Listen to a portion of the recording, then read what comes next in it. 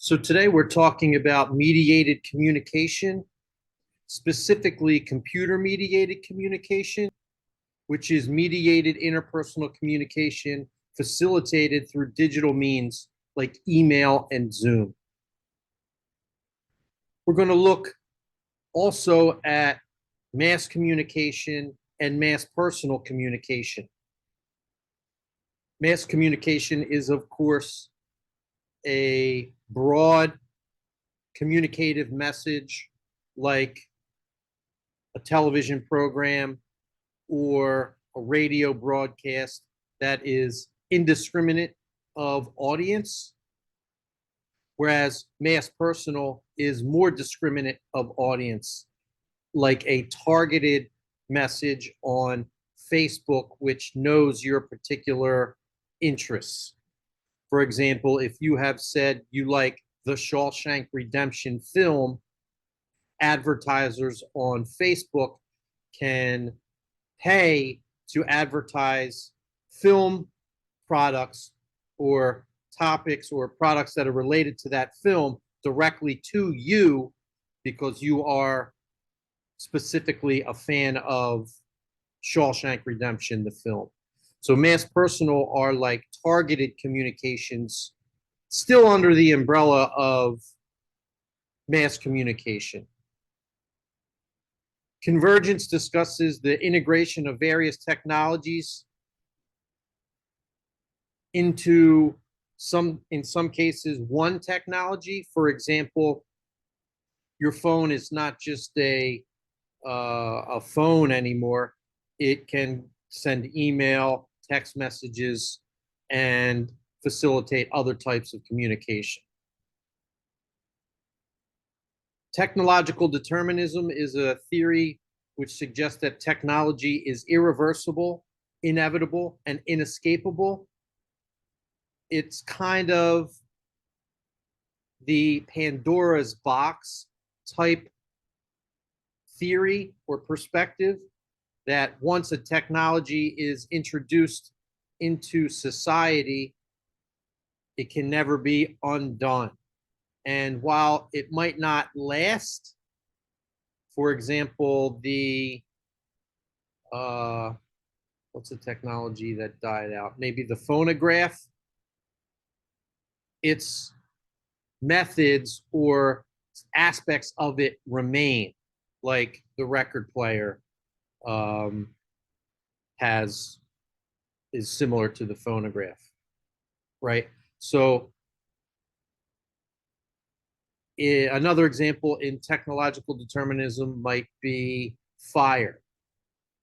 The introduction of fire as a technology has been irreversible, inevitable, and inescapable. It has done good things for society, like humans can cook their food, but it has done bad things. Entire villages have caught fire historically, right? So technological determinism suggests that technology is neither good nor bad, but that it can never, once introduced, can't ever be unintroduced, can't ever be taken away.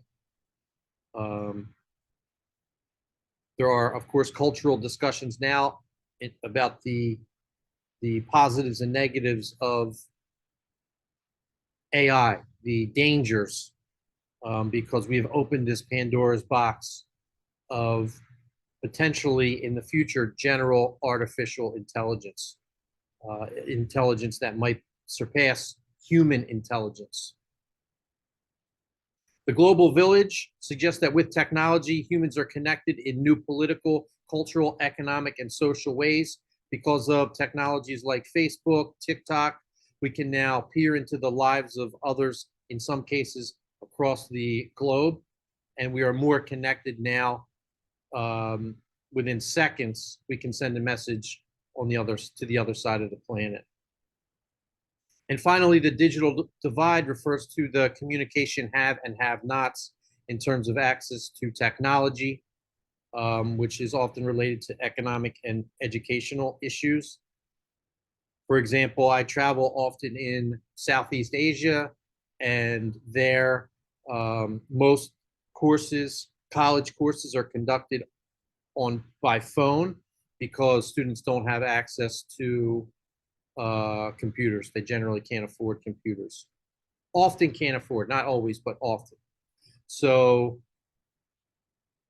in some cases that their education might be hindered. It's not as easy to write in-depth explanations or articles or reactions on your phone, which is more conducive to short messages, right? It's if you had a computer, you can think through things arguably at greater detail or length. So the digital divide affects learning. The dark side of mediated communication is attributed to the lack of accountability and or the distancing of a person from their remarks or ideas. You may have experienced the dark side of communication in the past when you didn't know who you were speaking to on the other end in maybe a chat room or in a Second Life virtual life type environment. Often there are misrepresentations of gender in those environments or authority. For example, I can represent myself there as female, and I could represent that I am a police officer in the real world. And of course, I am neither of those two things. So in some cases, that is the dark side. We don't really know who we're speaking to online in some cases. There is the proliferation of hate speech online, where like-minded individuals can gather to express hate for various races or genders or nations or their people, right? So this is the dark side of mediated communication. There are good things online where we can join positive type communities, but there are bad things where we can join hate inspiring communities. Flaming online is the dark side of mediated communication. It includes writing in all caps or anger online. Post-cyber disclosure panic is the anxiety that we feel after mediated communication, like when we send a text in anger or an email to our boss in anger or maybe our professor, and then we think, shoot, there's no way I can take that back. I've solved the problem. I was wrong. I wish I could get that email back, but I can't. And I might experience some sort of anxiety. That's called post-cyber disclosure panic. Finally, the last dark side of mediated communication is that computer screens can deceive due to things like Photoshop, Facetune, and filters.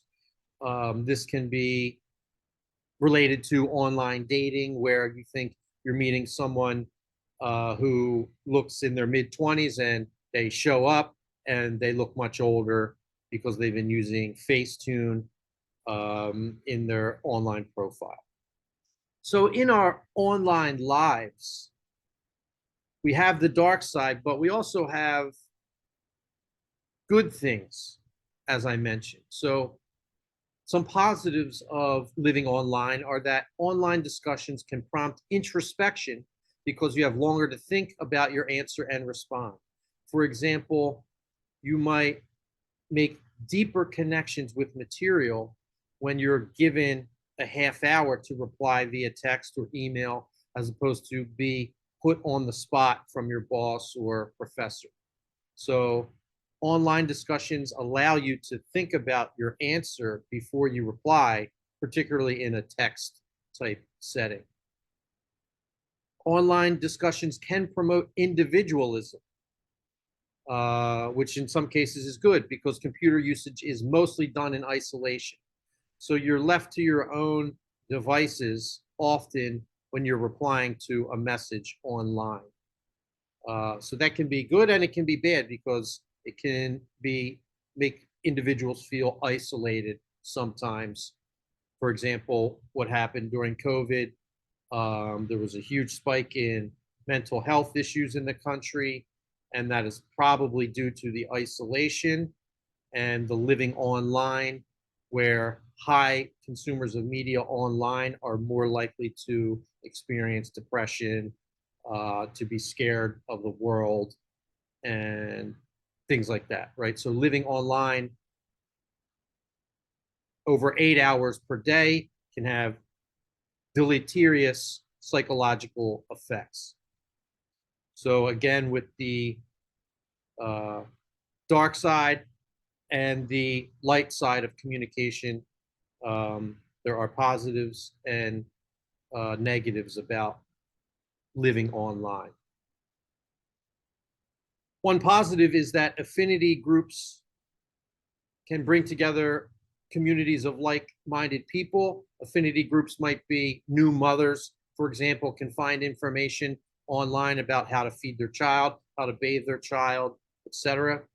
So that can be a good support. Groups can be great online, but you can also, again, like we talked about, find like-minded groups about hate speech, and you can be radicalized quite easily on the far left and the far right in this country, and of course in terrorist type online environments where people are radicalized to do harm to others. Self-disclosure of pictures, blogs, and relationship status occurs when we live online through identity markers, such as screen names and our personal home pages. So people represent themselves online in sometimes authentic ways and sometimes dishonest ways, of course. Other aspects of living online are that we use emoticons, like smiley faces, to express emotions, because our viewers may not, or our readers may not understand when we're joking or when we're serious. And articons express abstract symbols, like we can send a Band-Aid to show comfort.